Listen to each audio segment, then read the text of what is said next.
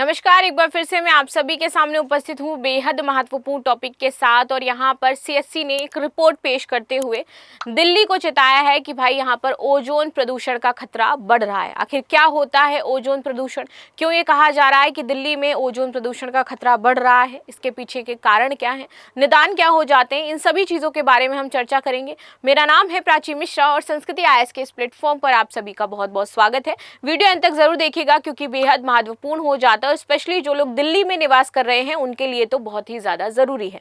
हम सभी जानते हैं कि दिल्ली का नाम बदनाम है प्रदूषण के लिए, लेकिन अब ये जो ओजोन प्रदूषण आएगा इससे बहुत सारे लोगों की जो जान है वो रिस्क पर हो जाएगी भाई साहब, और इसलिए ये बहुत ज्यादा इंपॉर्टेंट है। इससे पहले आप सभी के लिए एक सोचना है कि 71st BPSC PT targeted batch हमारा आ चुका है, जिसमें आपको test series free of cost दी जा रही है। 4500 की मात्रा आपकी मिलने वाली है, तो जो भी बच्चे ज्वाइन करना चाहते हैं इसको ज्वाइन कर सकते हैं। रिपोर्ट क्या कहती है सीएससी की, ये समझेंगे। दिल्ली पर मंडरा रहा है बढ़ते ओजोन प्रदूषण का खतरा, सीएससी ने रिपोर्ट पेश करी। Centre for science and environment, ये फुल फॉर्म हो जाता है आपका सीएससी का। इसने अपनी नई रिपोर्ट में दिल्ली और आसपास के जो क्षेत्र हैं उसमें ओजोन प्रदूषण के बढ़ते खतरे को लेकर के चेताया है। रिपोर्ट में कुछ महत्वपूर्ण बातें थी। रिपोर्ट के मुताबिक इस साल गर्मियों के दौरान दिल्ली में करीब करीब हर दिन डेली ओजोन प्रदूषण का स्तर जितना सीमा होना चाहिए उससे ऊपर ही रहा है।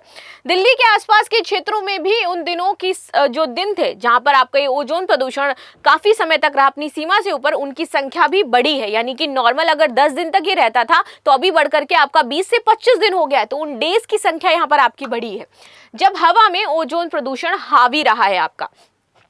ओजोन कोई सीधे तौर पर उत्सर्जित होने वाला प्रदूषण नहीं है। हमें ये समझना पड़ेगा कि ओजोन डायरेक्टली ऐसा नहीं है कि उत्सर्जित होता है। ये सूर्य की किरणों में आपका नाइट्रोजन ऑक्साइड प्लस आपके वेलेटाइड ऑर्गेनिक कंपाउंड जो होते हैं और कार्बन मोनोऑक्साइड जो होती हैं, इन जैसी गैसों से रासायनिक प्रतिक्रिया करके उसके बाद उत्पन्न होता है, दैट इज कॉल्ड हमारा ओजोन प्रदूषण। आगे बात करते हैं यहाँ पर सीएससी की रिपोर्ट की मुख्य बातें। अब यहाँ पर आपको बताया गया कि हर घंटा यहाँ पर इन्होंने काउंट करके बताया है कि कैसे कितने दिन तक कितने घंटे आपका ये प्रदूषण रहा है। ओजोन का बढ़ता स्तर दिल्ली में मार्च से मई की अगर बात की जाए 2025 में, तो 92 डेज में से हर दिन 8 घंटे की औसत से ओजोन सीमा ने अपने जो नॉर्मल सीमा थी उसको पार किया है। डेली 8 घंटे, 92 डेज में डेली 8 घंटे आपका ये अपनी सीमा से ऊपर रहा। तो अब सोचो, ये जो त्वचा कैंसर जिनकी हम बात करते हैं, स्किन डैमेज होने की हम बात करते हैं, ये सभी आपको ज़्यादा देखने को मिलेंगे इन दिल्ली। जितने भी दिल्ली के लोग हैं उनके लिए ज़्यादा खतरे की बात है कि आपको त्वचा कैंसर हो सकता है।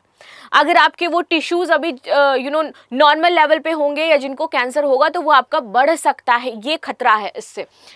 एनसीआर के अन्य शहरों में 83 डेज तक की ये सीमा आपकी पार पहुंची है, और एनसीआर के जो क्षेत्र थे वहां पर ये सीमा आपकी 92 से घट करके कितनी रही है, 83 डेज तक रही है, क्योंकि एनसीआर थोड़ा सा वहां पर आपको पेड़ पौधे देखने को मिल जाएंगे। लेकिन इन मेन दिल्ली जहां पर हम लोग निवास करते हैं वहां पर एक शायद झाड़ का पेड़ भी हमें नहीं दिखाई देगा भाई साहब।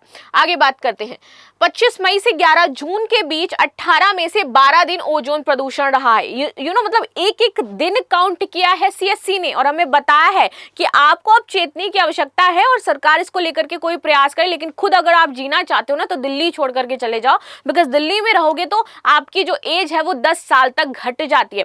आई मेट अ कपल, क्योंकि मुझे कुछ सामान चाहिए था और मेरी उनसे बातचीत हुई, तो उन्होंने मुझे बताया कि वो दिल्ली छोड़ करके जा रहे हैं जस्ट बिकॉज उनके जो हस्बैंड है उनको सांस लेने में दिक्कत होने लगी है, और वो लोग गोवा शिफ्ट हुए जा करके। तो अब देखिए कि कैसे लोग धीरे धीरे दिल्ली छोड़ रहे हैं अपने स्वास्थ्य को बेहतर रखने के लिए। दिल्ली में CRRI मथुरा रोड स्टेशन पर 19 मई को 8 घंटे का औसत आपका 472 दर्ज किया गया, जो राष्ट्रीय मानक से 4 गुना आपका अधिक पाया गया था। प्रभावित क्षेत्र की बात करें तो दिल्ली, जो दक्षिणी दिल्ली है, इसका नेहरू नगर सबसे ज्यादा प्रभावित रहा है, जहां हर दिन ओजोन सीमा से अधिक रहा। अन्य हॉटस्पॉट में आपके श्री औरबिंदो मार्ग, डॉक्टर करनी सिंह शूटिंग रेंज, मंदिर मार्ग, अरीपुर, पड़पड़गंज, एनसीआर में गाजियाबाद, वसुंधरा, नोएडा सेक्टर 125, गुरुग्राम, ग्वाला पहाड़ी उच्च ओजोन स्तर यहाँ पर दर्ज किए गए हैं। रात में भी ओजोन का खतरा आपका कम नहीं होता, ऐसा नहीं है कि मॉर्निंग में सनलाइट है इसकी वजह से ओजोन है, रात में भी आपका स्तर उतना ही रहा जितना दिन में पाया गया है। स्वास्थ्य पर प्रभाव।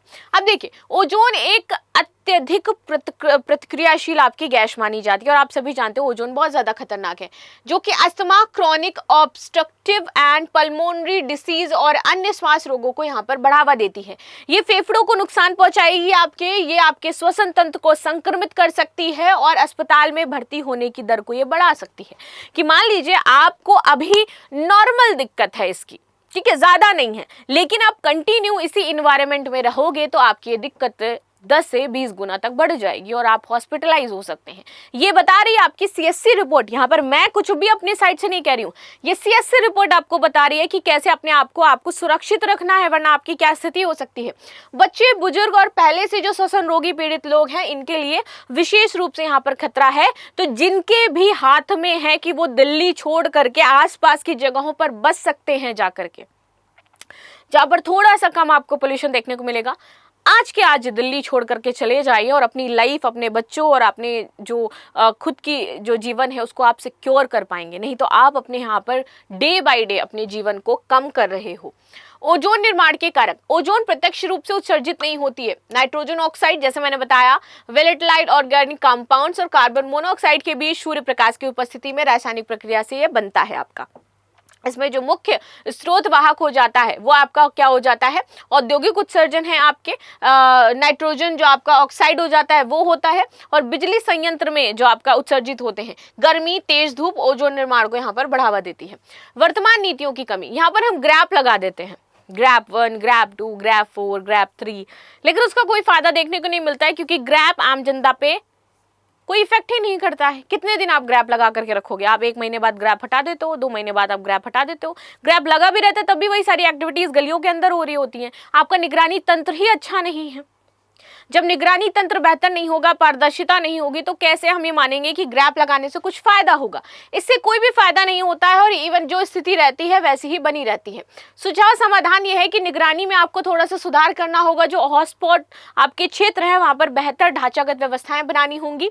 NOx और VOCs उत्सर्जन पर आपको नियंत्रण करने के लिए वाहनों, उद्योगों और जो बिजली संयंत्र है इनके उत्सर्जन को कम करना पड़ेगा। राष्ट्रीय स्वच्छ वायु कार्यक्रम आपको चलाने पड़ेंगे। साथ ही साथ जागरूकता और नीतिगत जो ध्यान है वो इसकी तरफ आपको देना पड़ेगा।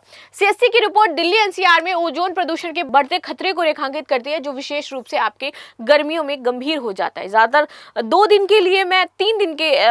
के लिए मैं दिल्ली से बाहर गई and I feel so relaxed. मतलब जब मैं दिल्ली में थी ना, लिटरली मेरे जो हार्ट है उसमें पेन होता है, कभी कभी जो सेंटर हो जाता है उसमें दर्द होता है मुझे।